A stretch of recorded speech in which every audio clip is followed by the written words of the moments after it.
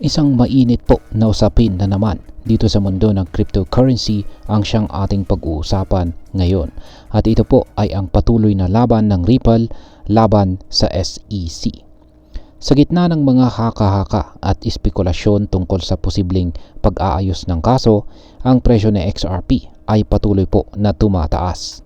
Ayon sa mga eksperto, posibleng umabot ito sa $4.8 kung malalagpasan ang $3 na resistance level. Pero ano nga ba talaga ang kahulugan nito para sa atin bilang mga Pinoy crypto traders at investors ni XRP?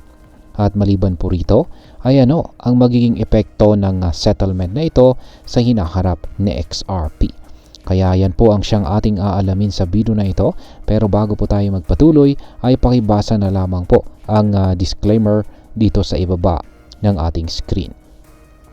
Ngayon ay ano po ang Ripple SEC case at bakit po ito napakahalaga? Ang laban po ng Ripple laban sa US Securities and Exchange Commission or SEC ay isa po sa pinakamahalagang kaso sa mundo ng cryptocurrency.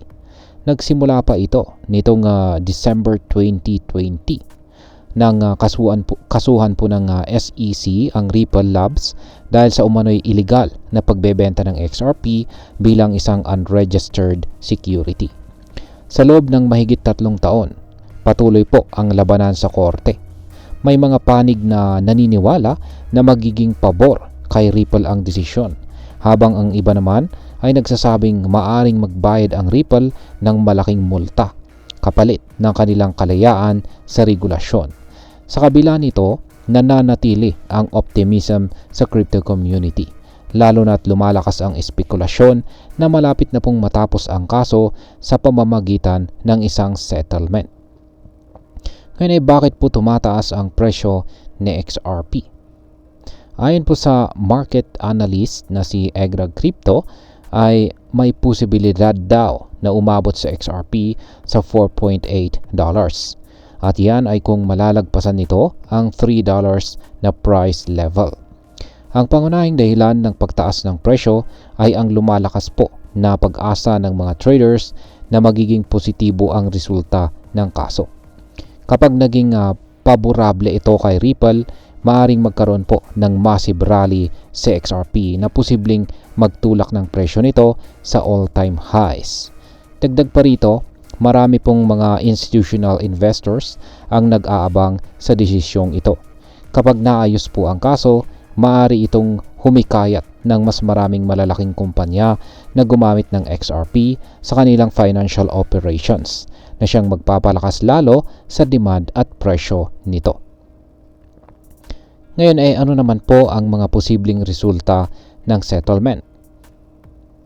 Batay po sa ulat ng Fox Business journalist na si Madam Eleanor Terret, malapit nang matapos ang kaso, ngunit may ilang detalyeng inaayos pa, tulad po ng $125 million na multa na ipinataw po ng hukom or judge na si Madam Annalisa Torres.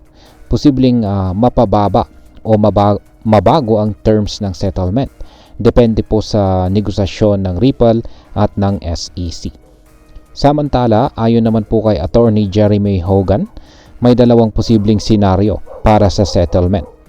Una ay ang private settlement at ang pangalawa ay ang pagbabalik ng kaso sa trial court.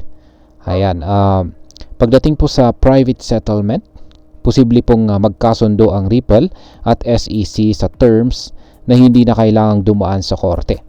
Ito ang pinakamadaling paraan upang matapos po ang kaso at makabalik sa normal na operasyon ang Ripple.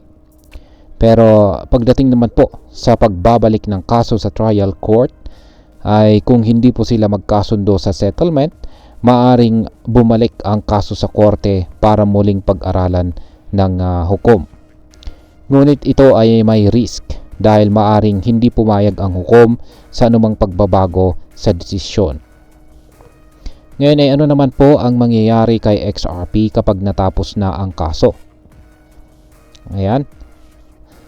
Kung magiging paborable po ang resulta para kay Ripple, maaring sumabog po ang presyo ni XRP. Ayon po sa Crypto General, may posibilidad daw po itong umabot sa presyong $9. Yan, ang taas po niyan, $9. At kung maisasama po sa US Strategic Crypto Reserve, maaari pa itong pumalo at umabot sa $1,000. Yan, sobrang taas na po niyan. Bagamat tila imposibleng maabot ito sa maikling panahon, hindi po malayong magtuloy-tuloy ang pag-angat ni XRP kung lalakas ang adoption nito. Sa ngayon ay nananatili sa $2.39 ang presyo ni XRP. Ngunit kung may uncertainty, positibo pa rin ang pananaw ng maraming eksperto na sa magiging direksyon nito.